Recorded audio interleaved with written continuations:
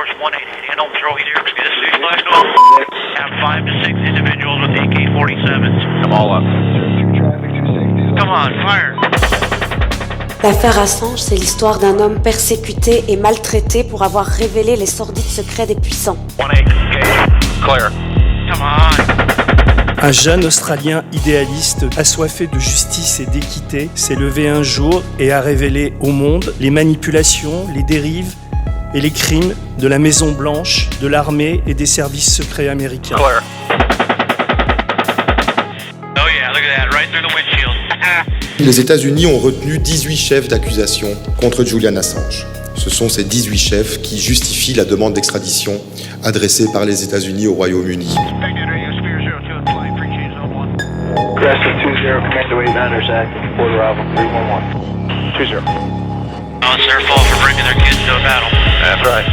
Assange dit souvent que l'objectif de Wikileaks n'est pas la transparence.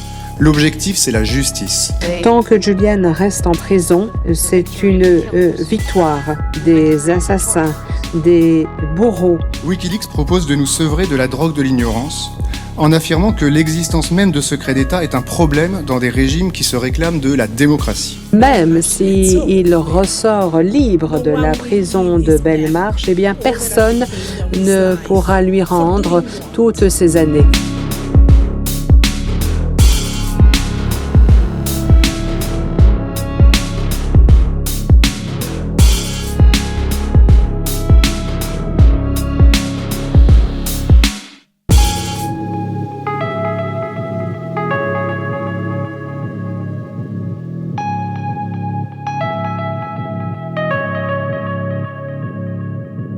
Avec Sarah Datou-Saïd, nous avons initié le projet Assange Odyssea qui se joue ce soir à Strasbourg. À Strasbourg, eh bien, il y a le TNS, et il y a un théâtre national et qu'il est dirigé par Stanislas Nordet et qu'on savait qu'il y avait un écho possible à cette question ici et on a été accueillis merveilleusement et on a eu, je pense, raison de les contacter.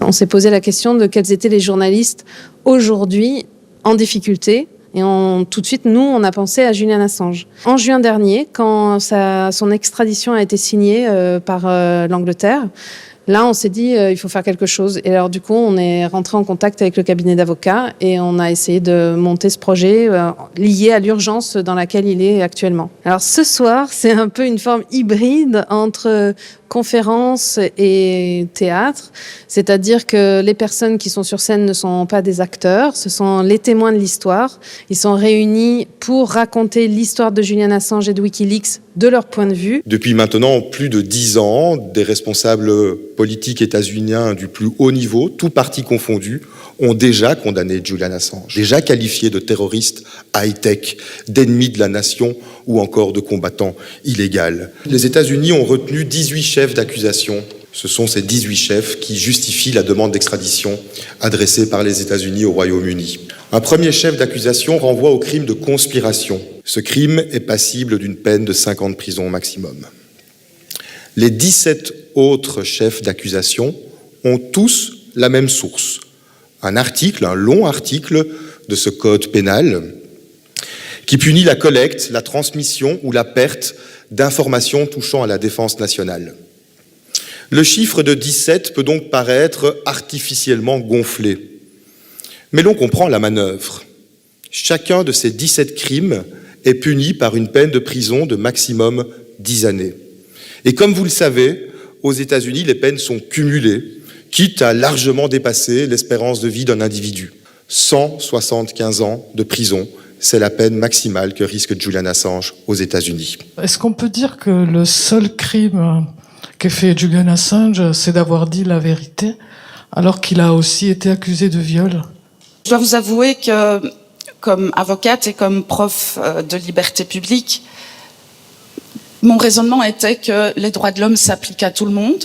Dans le train qui m'emmenait vers Londres la première fois avec Christophe Marchand, l'autre avocat belge qui fait partie de l'équipe de défense, je lui ai dit « Mais qu'est-ce qu'on va faire là ?»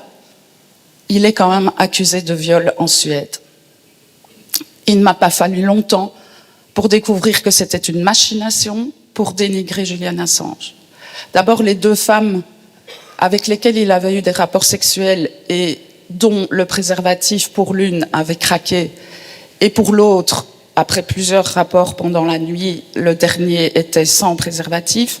Ces deux femmes n'ont jamais déposé plainte. Elles se sont rendues à la police pour que Julian Assange fasse un test VIH. C'est la procédure en Suède.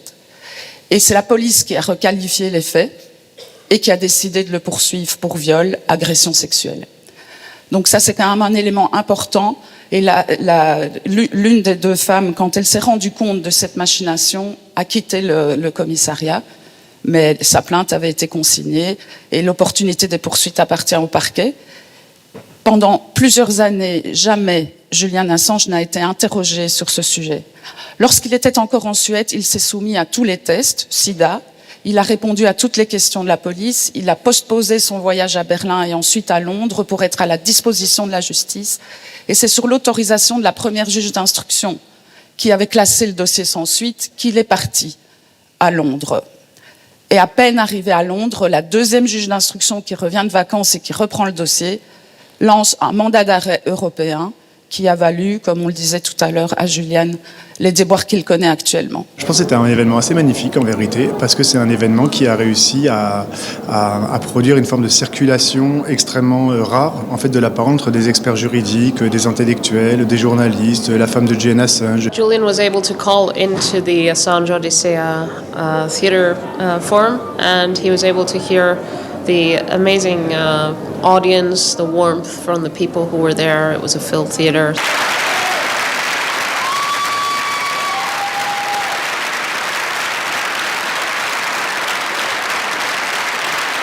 So this makes him feel, very energized and hopeful because people are coming to a theater to hear about his case and filling the theater. So Julian has to fight every day, for his survival, basically. But it's shows of support and of people coming to hear about his case and fighting for his freedom gives him a lot of energy. Strasbourg, c'est une place centrale parce que c'est là où il y a des juges qui vont juger la possibilité ou non d'extrader Julian Assange aux États-Unis. L'une des choses qui est importante dans les États qu'on appelle démocratiques, c'est qu'ils ont accepté de se soumettre à quelque chose qui est extérieur à eux, qui sont des cours internationales, qui peuvent condamner les États ou les obliger à prendre des mesures qui ne sont pas nécessairement celles qu'ils ont prises dans leur juridiction interne. Mobiliser des gens à Strasbourg pour essayer de sensibiliser sur ce qui arrive à Julian Assange, sur la persécution dont il est l'objet, sur l'injustice totale dont il est l'objet, c'est aussi une manière d'infiltrer un petit peu les esprits de ce qui se passe à Strasbourg, peut-être de toucher les juges. Est-ce qu'on autorise les États à persécuter quelqu'un qui a révélé des secrets d'État, qui a mis en question des crimes d'État, ou est-ce qu'on arrête cette folie répressive pour peut-être protéger les individus qui mettent en question la violence d'État. Avoir aujourd'hui Julian Assange entre ses mains, c'est un peu avoir un Nelson Mandela d'aujourd'hui et se poser la question, est-ce que je le maintiens en prison? Est-ce que je le soumets à l'arbitraire des États-Unis, de l'Angleterre, ou est-ce que je le libère au nom d'une idée de la démocratie, au nom d'une idée des droits de l'homme qui doit primer sur les intérêts d'État? Il y a certaines décisions de la Cour européenne des droits de l'homme qui donc a son siège, comme le Conseil de l'Europe et le Parlement européen à Strasbourg. Certaines décisions de la Cour européenne des droits de l'homme ont littéralement changé la vie de milliers, de millions de personnes. Alors c'est assez étonnant parce que les décisions, les arrêts de la Cour n'ont pas de force contraignante très concrètement. On ne peut pas mettre un État en prison s'il ne respecte pas ses obligations, et les États le savent très bien d'ailleurs parce que parfois ils ne les respectent pas et qu'il ne se passe pas grand-chose. Ceci dit, il y a parfois avec du temps, mais parfois avec énormément de force, quelque chose dans la portée politique et morale de ces arrêts qui a changé la vie des gens.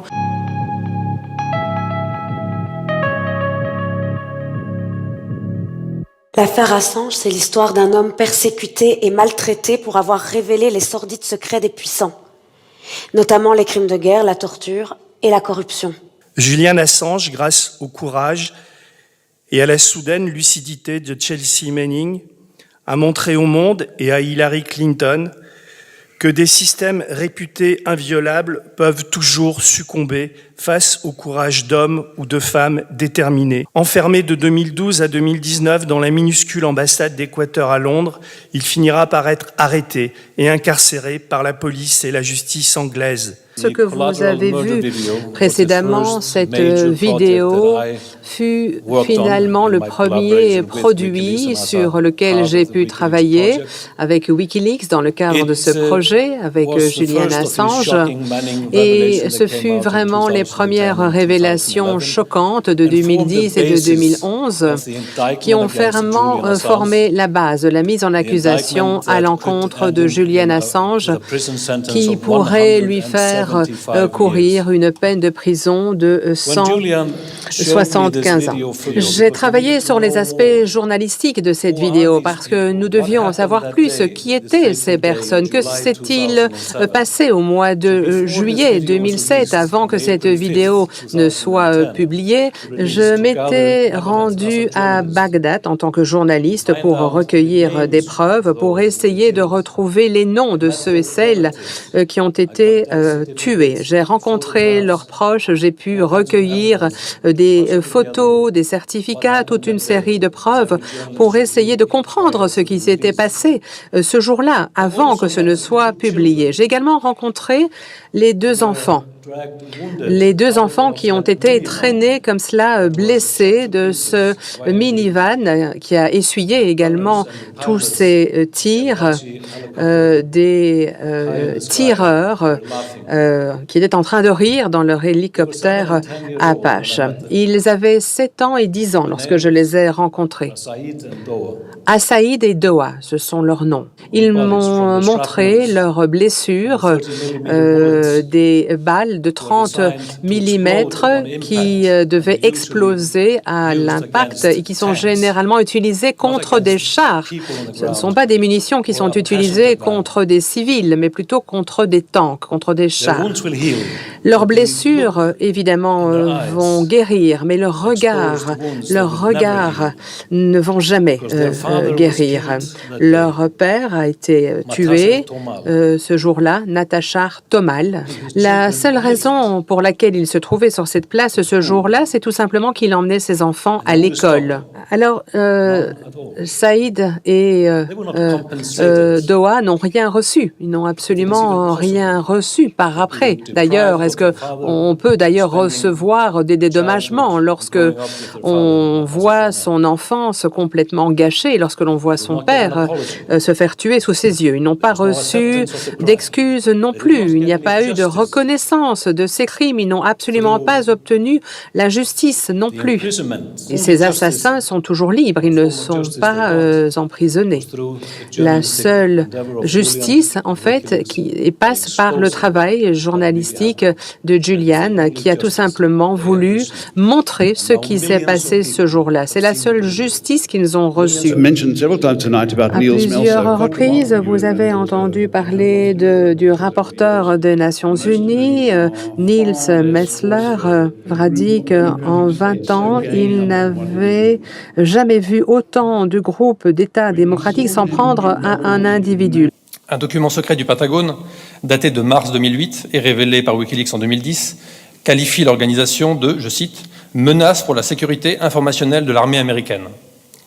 Ce rapport de contre-espionnage préconise l'envoi de fausses fuites, le recours à une campagne de presse pour ruiner l'image du média fondé en 2006 et le harcèlement juridique des lanceurs d'alerte et des membres de Wikileaks. Lorsqu'on pense aux actions de Wikileaks, on pense en général en termes de transparence. Et on associe cette organisation à l'exigence d'une transparence absolue. Assange dit souvent que l'objectif de Wikileaks n'est pas la transparence. L'objectif, c'est la justice. La transparence est un moyen. Wikileaks propose de nous sevrer de la drogue de l'ignorance en affirmant que l'existence même de secrets d'État est un problème dans des régimes qui se réclament de la démocratie. Je suis persuadé en effet que Julian Assange s'inscrit dans la lignée des grandes figures des luttes démocratiques. Tant que Julian reste en prison, c'est une victoire des assassins, des bourreaux, des tueurs. Même s'il ressort libre de la prison de Belmarsh, eh bien personne ne pourra lui rendre toutes ces années.